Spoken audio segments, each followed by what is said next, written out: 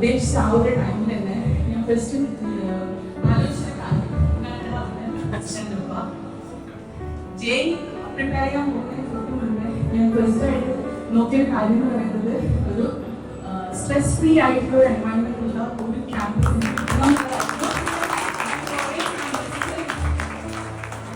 Investigate ചെയ്തിട്ടാണ് ഞാൻ സൈലത്തിലേക്ക് എത്തിയത്.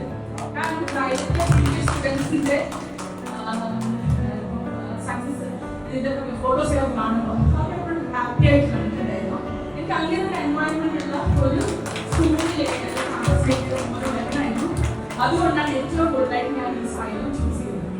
അത് throughout the journey stress free ആയിട്ടാണ് എല്ലാ കാര്യങ്ങളും ഹാൻഡിൽ ചെയ്തത്.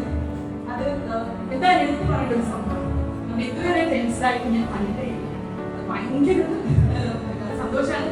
ഇനി തരുന്ന പാരൻസിന് ഇതൊരു ഉപദേശം നൽകിയിട്ടാണ്.